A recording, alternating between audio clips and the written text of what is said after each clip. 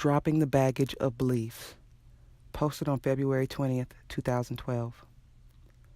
You don't have to hold any beliefs. You don't need to hold on to any concepts. You don't have to hold any blind faith in any teaching. This is what true freedom is, when you don't have to carry a baggage of beliefs in your mind all the time. Everything that you need to have a good life is already within you. If you just follow your own joy, follow your heart, and let go of being driven by negativity, you will always have a positive experience of life. There is no need or necessity to find any belief systems. The beauty of letting go of holding on to beliefs is that the required knowing arises for you whenever you need it. Whatever knowing you need to handle your present circumstance will come to you effortlessly, either from inside or outside, when you are living in this open manner of not carrying the baggage of concepts, techniques, or beliefs. A pointer is just a pointer. It's not meant to be taken as a belief system. If a pointer resonates for you in that moment, it can help bring some clarity. After that, you don't have to keep holding on to that pointer by making it into a belief system. The only reason you will try to hold on to beliefs is when you are afraid of being open to life. Anything you hold on to as a form of belief becomes a resistance of some form. It curbs on your freeness. It keeps you in fear of losing it. A belief is something you need to keep reinforcing in yourself, and it's a waste of energy and brain power. If you can live free of belief, you save so much energy, especially in your brain, which can be channeled into producing quality expression. All beliefs are inherently laden with fear. If you were not fearful, you wouldn't really care to hold a belief. There will be things that resonate with you and some things that don't resonate with you, but you don't need to carry anything as a belief system. There's a difference between having a perspective and having a belief system, because a perspective comes from a place of what resonates for you in your present moment, so you're always open to anything new, while a belief system comes from a place of wanting to hold on to a perspective from a place of fear that you will be lost without it. Hence, it becomes a baggage. If you can drop all your belief systems and still feel confident in your well-being, that shows that you aren't using any beliefs as a crutch in your life. Your guidance should always come from within. It's okay to listen to different perspectives with an open mind, but the only criteria for you to accept a perspective is to see if it resonates within you, if it touches your heart. If it doesn't, then it's not for you, at least not in this moment. Maybe at a later time, with a deeper maturity, the same perspective may resonate for you, but right now you're better off without it. To try to believe a perspective by putting blind faith on someone or some teaching is just a powerless way to live, where you're not standing on your own 2 feet shoes and expecting someone to herd around you. At any point in your life, you can only understand through your personal capacity for understanding at that moment. If you simply follow your inner guidance, you will always move in the right direction.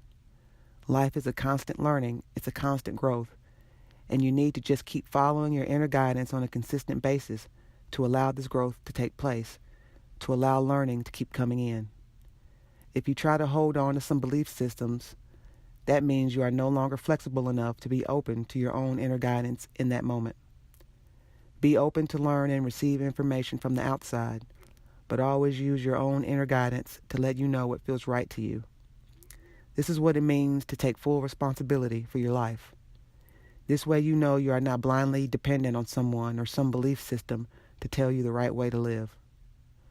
Your only criteria for accepting a perspective or teaching should be your own inner resonance with it.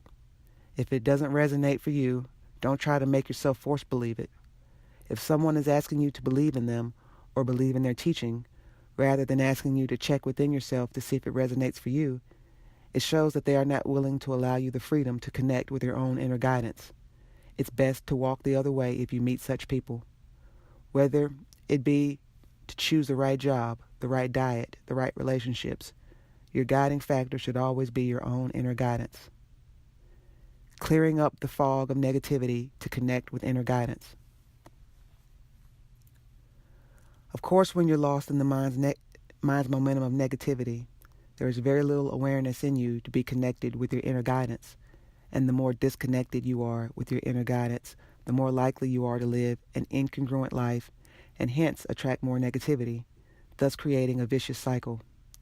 To break this cycle, you need to let go of fueling the mind's momentum by no longer anchoring your awareness in it. Rather, just rest in your being, allowing the mind to slow down its momentum. The more you rest in your being, the more connected you are with your inner guidance. To rest in the being is just a pointer to help you recognize the silent space of being that's present outside the noisy space of the mind. The more you rest in your being, the more the mind's momentum reduces until it's no longer a potent force pulling you around. In this place, you have open access to your inner guidance because it's no longer blurred by the noise of the mind's momentum. We all have equal access to this space of inner guidance. It's just that a lot of us are too lost in the mind's pull to connect to this space of intelligence. When you get a sense of this space of dynamic wisdom within you, it becomes obvious that you don't have to carry any rigid belief systems. Neither do you have to be dependent on some outside source for guidance. This is how you become self-sustained. A teacher named Osho made this very clear when he said, "Be a light unto yourself." What he meant is, don't be a follower, be willing to connect with your own inner guidance.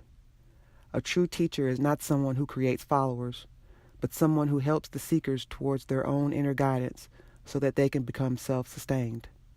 A true leader is not someone who makes others trust in him or her, but rather the one who makes them trust in themselves. When you trust in your inner guidance, you don't have to carry belief systems, neither do you have to be a follower. You feel totally self-sustained and are always open to life guiding you as per the requirement of the moment.